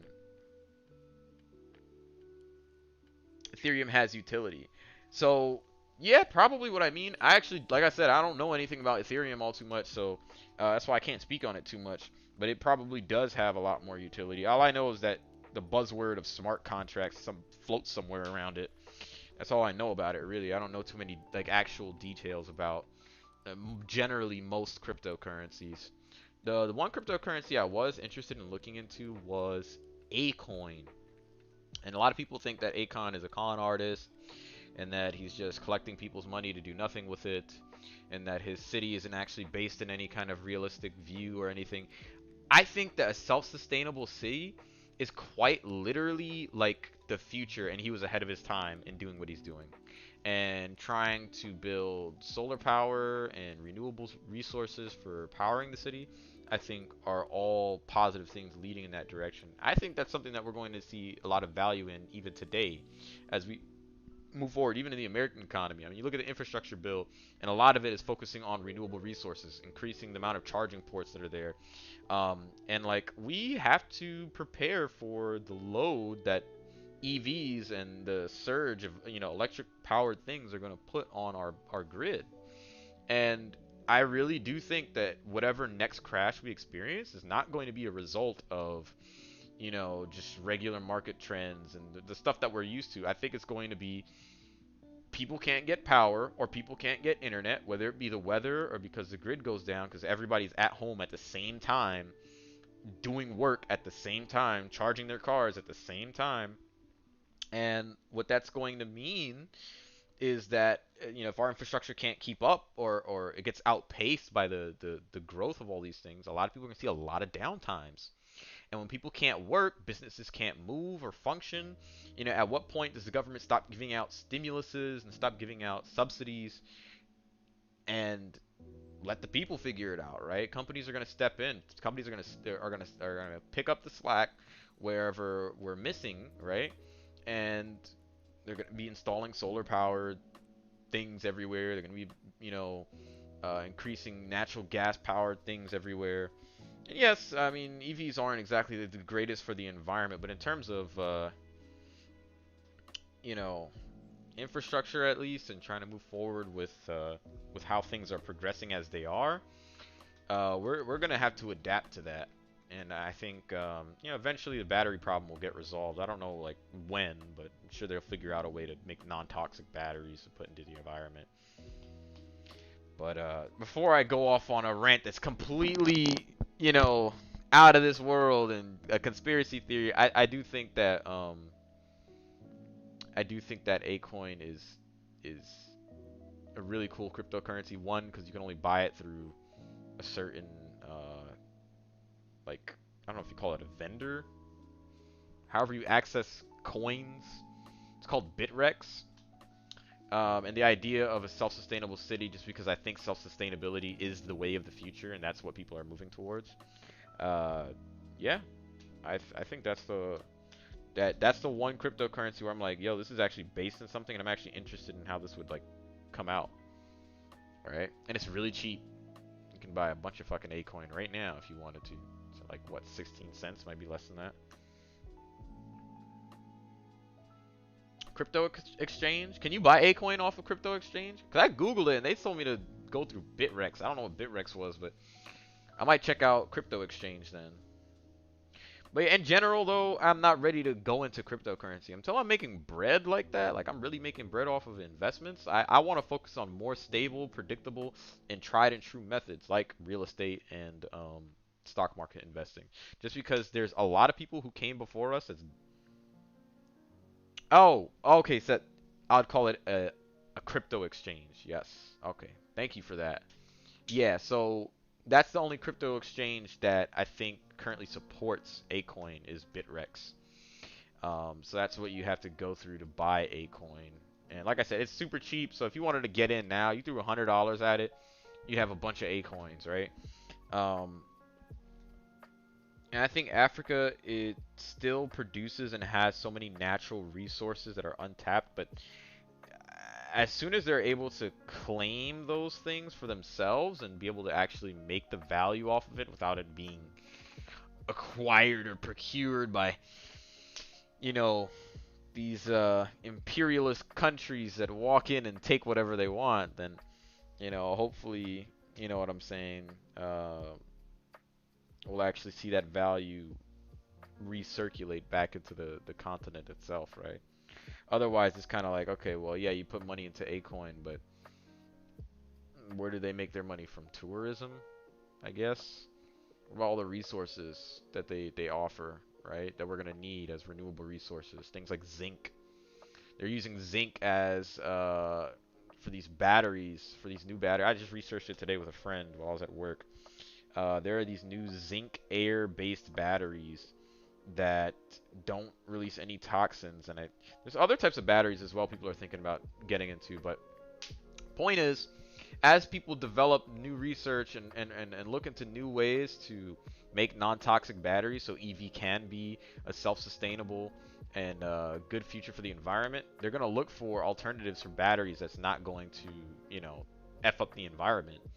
And a lot of those resources happen to be in Africa, right? So if people,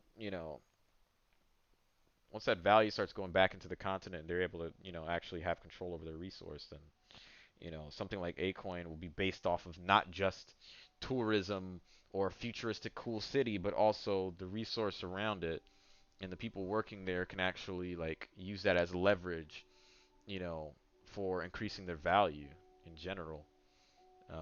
I think that's gonna be really important moving in the future. So there's that too. In terms of stocks, like I said though, I'm looking at renewable energy and resources. Like I said, this is not advice. This is just for entertainment purposes. As all the people say for disclaimers. Don't sue me. I'm not telling you what to do. But yeah, I'm gonna go with my tried and true methods with the stock market investing, index funds, ETFs, all those kinds of things. Renewable energy, weed. I think weed is growing, and as soon as it becomes federally legal, all the giant companies have been waiting for their moment to really ship things out, get things moving. They're gonna attack on the opportunity. They're just waiting for it. I see it happening.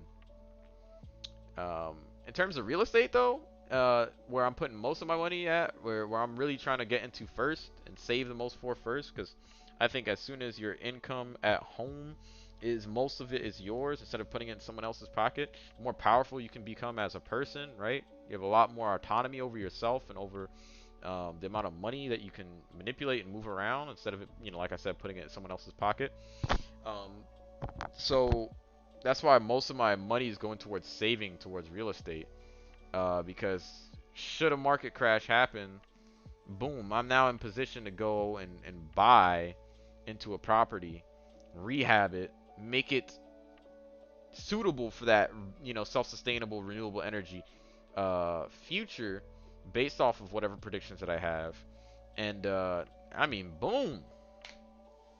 If I can get that popping, if I can get that working, I think that I'll be set up for the next 20 to 30 years or however long this growth pattern continues in this direction. I mean, things might come up in the way, and maybe if I think too ahead of in the future and try to predict things, it might not be a good idea. But with any investment, there is risk involved. So I think people are willing to live in smaller living spaces. So I'm going to be looking for multifamilies that aren't that expensive, that do have smaller living spaces, not too small. There's one specifically that I'm looking at in Michigan, and it's literally located near a new development. It is located near an Amazon development. Now, Amazon's a company that is very stable. Their work is stable, and they're offering $15 an hour and are offering 1,500 new jobs in that general area. Now, this is an area that's normally very poor. A lot of these people, it's a minimum qualification to get that kind of job. And a lot of the people there are probably going to want to work for that job. And that's just going to make the area in general better. The taxes that they pay or whatever, it's going to go back into that city and it's going to go towards building it up. And if I can provide the housing for the people there and housing for the kind of people that might want to live there, okay, we've got working class people who can afford to live there, and we also got people who work remotely perhaps that want to live there. And how do I cover the remote aspect of it as well? Well, I got to make sure whatever housing that I provide for them is going to be able to withstand whatever what inclement weather that I'm predicting might start happening a lot sooner and more often, right? The grid issues that we're going to be having, right? Because if I rely on the grid for all of our electricity, well then, what happens when it goes out? All those people who work from home now can't pay rent. If they can't pay rent, there's no money in my pocket. There's no money in my pocket. We're all screwed, right? Because like if I can't pay any of the money on the house, I can't pay the mortgage. I lose the house and all of my tenants lose places to live, and I'm not even getting any money from them, right? Now I got to work on evicting them. No, we don't even want it to get to that point, right? Um, the reason why I think these things might happen sooner is because the government, I don't think is going to subsidize us for another year through another pandemic. There's a lot of people who refuse to get vaccinated, And yes, do I believe it should be a choice? But also, people need to be responsible for themselves and the people around them. Do you know how many events are happening during the summer now that is helping to spread the coronavirus? And a lot of these people who don't want to wear masks or vaccinate are attending these events. My friend literally showed me a picture of his county or whatever on his news feed, and the news said it's been the biggest spike in coronavirus cases in the country in this specific county. And right below it, it says yesterday was the biggest event in all of the events history within the same county. And it's like, where do you think the coronavirus cases came from? We have two new variants, and they're both really easy to spread, and we still don't know the long-term effects of this virus, right? So, yes, if you don't want to vaccinate, fine. If you don't want to wear a mask, fine. But please help people not to spread the goddamn disease. It's not worth it. It's not worth it. If you want to go out and have fun, vaccinate. If you don't want to vaccinate, wear a mask at the very least. And, you know, if you don't want to follow those rules, that's absolutely fine, but don't go outside and be breathing all up in people's faces in a highly populated area. It don't make no sense. Everybody want to have their cake and eat it too, but it's kind of like, you know, you got to balance those things out. So that's why I'm predicting shit's going to turn bad this next year. Because if weather's getting worse, right? There's no way for me to prove that, right? But let's just say a snowstorm hits. It rains really bad. The last time it rained here in Michigan, my internet was all effed up. They had to send people from AT&T all over the area to go and fix the internet everywhere. Power went out for a lot of people. A lot of people had a couple days without power. It doesn't seem too bad now. But what happens when the AT&T guy that came to fix the internet last time gets sick from coronavirus because he didn't want to vaccinate? Or he lost his job because he didn't want to vaccinate. Now you don't have enough people working AT&T to go and fix all the problems. Even worse, maybe they're not making enough money anymore because everybody's leaving their service. Right? Whatever the problem may be. Maybe the problem's happening in a bunch of places because a snowstorm hit everywhere. Now all these places are losing electricity and losing internet. These people still need to work. It's cold outside. Coronavirus is running rampant. And I don't have electricity to power the heating system in my house. Now the thermostat doesn't know what the temperature of my house is and it can't run. I can't keep myself warm during the winter. What do you think is going to happen? People are going to go outside and they're going to start letting their survival instincts take control. You know what I'm saying? Like, but how do you prevent that, right? How do you prevent those things from happening? Well, if you don't have a dependency on the grid or a wired connection, you should generally be fine. Now, I do need to do a little bit more research on 5G. And I do need to do a little bit more research on the areas that I plan on moving to for the real estate opportunities. But generally speaking, if you move to an area that's not that popular, doesn't have that much money, but just got new jobs because they just transformed an old football stadium into a giant ass work location. Like I said, Amazon's provided jobs for everybody. Everybody's gonna be inside their houses ordering shit on Amazon, ordering their groceries, ordering whatever, toiletries, whatever they need. So you know the job's gonna be there and there's a need for it. They're gonna need drivers, they're gonna need people, and they're paying decent salaries and wages. People who've lost their jobs, people who were on unemployment and are looking for a job. The basic minimum requirement for Amazon drivers is that you have a driver's license. As long as you have one of those, you don't even have to be a driver. You can work in the facility and do whatever it is you have to do in the facility. Will it be backbreaking work? Maybe, possibly. But it's either that or you starve. It's either that or you don't have a house during the winter. It's either that or you don't pay your rent. You just got evicted because you was not paying your rent. You was on unemployment. Just all these trends are pointing in that direction. So if the trends point in that direction, how do you look for opportunity in those areas for you to capitalize on it? Well, if I was a real estate investor, I already have the capital, right, to get into a house and then transform it into self-sustainable living, right? And say even if I didn't, I even thought about this too. Now, this might be a little bit of a stretch, but let's say I go into the area and I'm able to afford down payment on the house, but I can't afford the renovations, right? Let's say this guy just lost his job as a carpenter. I don't know where the heck I'm going to find a carpenter who just lost his job, but let's pretend we found a carpenter who just lost his job. We go on Craigslist or we go wherever. They're like, I need a job. I don't have a job right now. I know how to fix houses up real good. I could transform it into anything you want. Cool. I have a 10 unit that I just bought. I'll let you live in the 10 unit for free. I need you to fix all the other places up too, though. It might take a couple months or whatever, but you get one or two guys that are willing to do something like that. Boom! You don't even have to pay for renovations. You give up two of your units for a couple months, for half a year, for a year, whatever. You can have them sign a contract, say trade and work for living it for somewhere to live. Maybe I pay them. Maybe I pay them a little bit just so I can, eat or whatever. It'd still be a lot cheaper than having to pay somebody to renovate the house.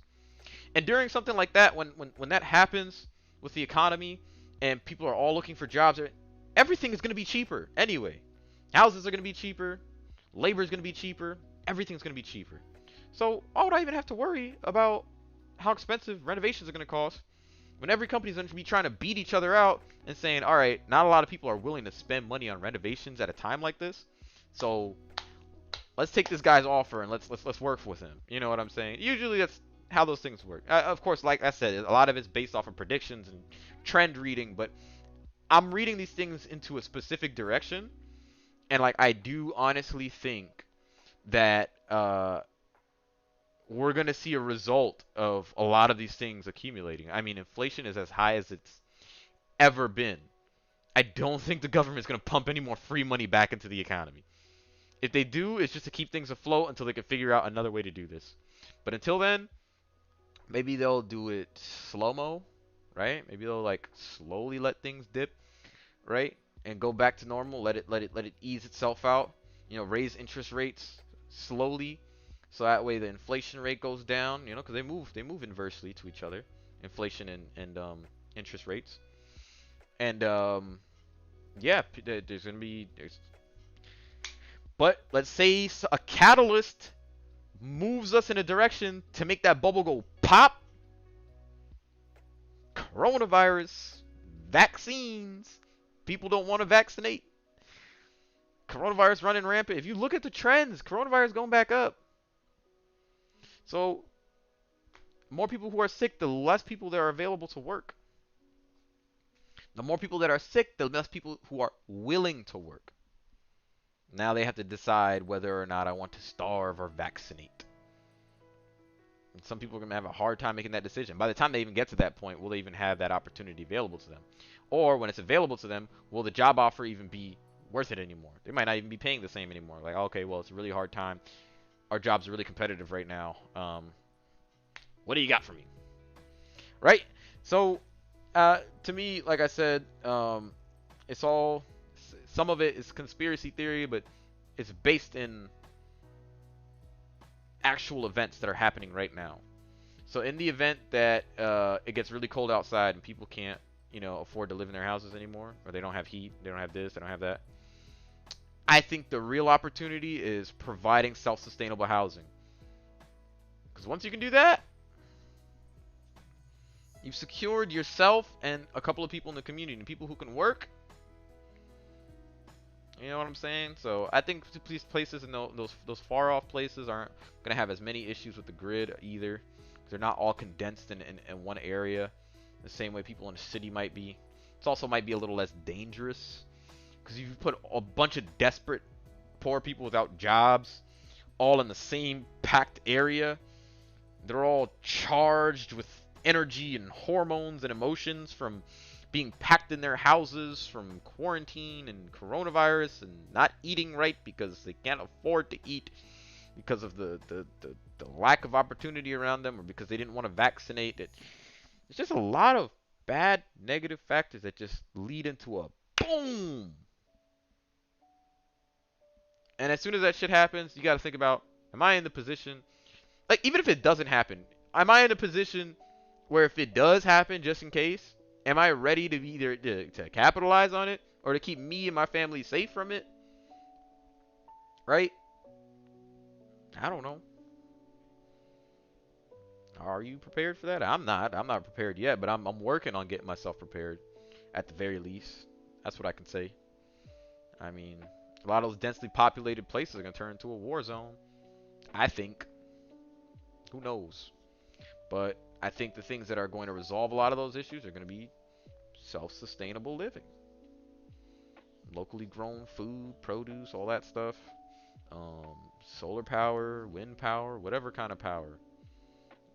Gas. I think gas is what's natural gas is what's gonna really be. 'Cause not only is it a lot cheaper than electricity, but it's probably gonna be a lot more reliable just because um, if the grid goes down, at least you have that as a backup, right?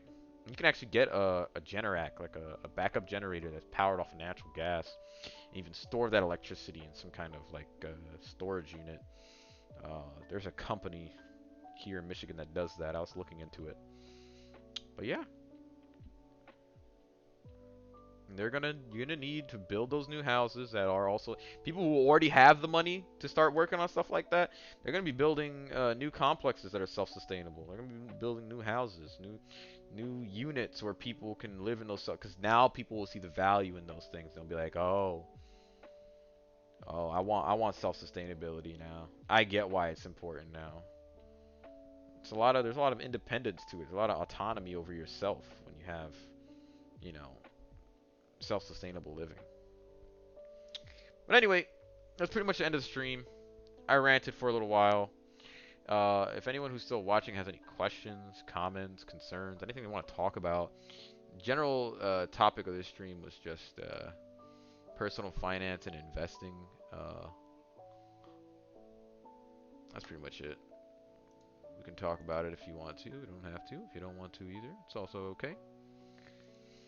I'm hoping to do this a lot more often. The personal finance and investing stream is going to be once a week. There are other topics and subjects. If you'd like to check out my stream schedule, business ideas and innovation is what is next for Thursday. And that's where I'm going to talk more about that whole conspiracy theory I've just went and splattered on you guys just now. Pause. Um, but we could talk about other business ideas, other innovative things. Innovation is what's going to drive the economy forward. And if you look at what some of these big rich guys are saying, they're saying the same thing. Innovation is going to be what drives the economy forward. What is innovation? Those crazy ideas that somehow just work. And if you think my idea is crazy, but you can also tell yourself, man, it just works. Boom, that's innovation right there. I'm telling you. And you probably have ideas too. And I think the theme moving forward will be self-sustainability, self-sustainable living, self-sustainable lifestyle, self-sustainable business models, self-sustainable everything, where everyone can just benefit off of each other, and it's teamwork, not me and myself and self-preservation. It will be teamwork. And there are so many ways that you can implement that. For me, the things I'm starting with is sharing this information on Twitch, first of all. How do I raise the capital to do all these things aside from my primary job? Well, I'm hoping to raise the capital through Twitch, whether it be through donations, through viewership, through advertisements. Um, Church. I mean, church is not just, oh, I go because I believe in God. There's a sense of community there. When you have people to work with, there are people contributing to a common goal. That is one of the most powerful things that you can get. And like those people that work in the church and do things in the church, they do it for free.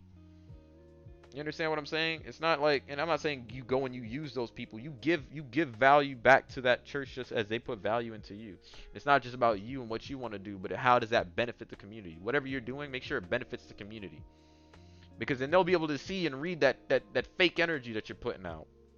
They're not gonna want to fuck with you. Just like the same thing with friends, right? No, if someone start reading that fake energy, like, oh, this is what you was after this whole time. This is about you. You didn't even care about helping everybody else.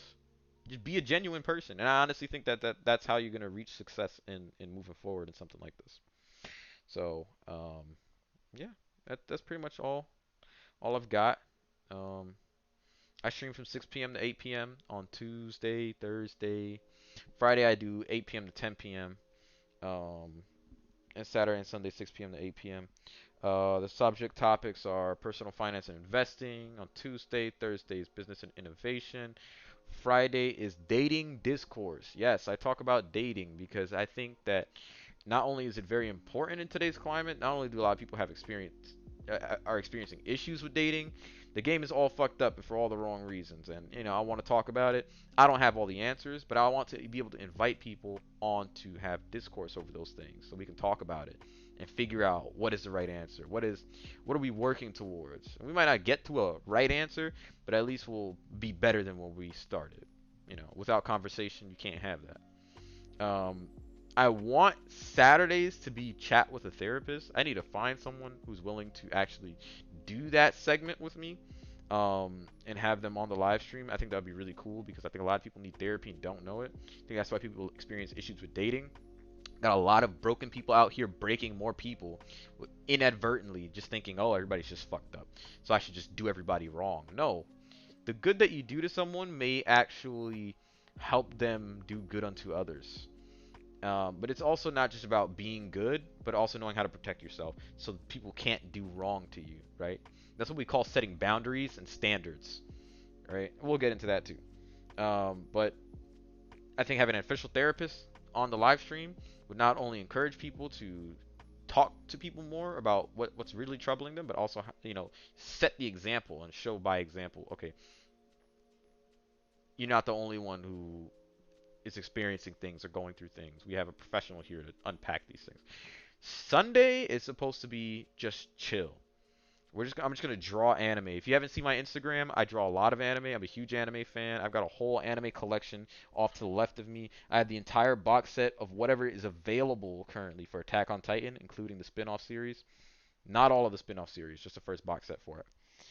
Evangelion box set, Akira in 4K, and 2 art books for Evangelion. Big anime fan. Long story short, I like to draw it too. If you haven't seen my Instagram, it's at Absolute Dusk.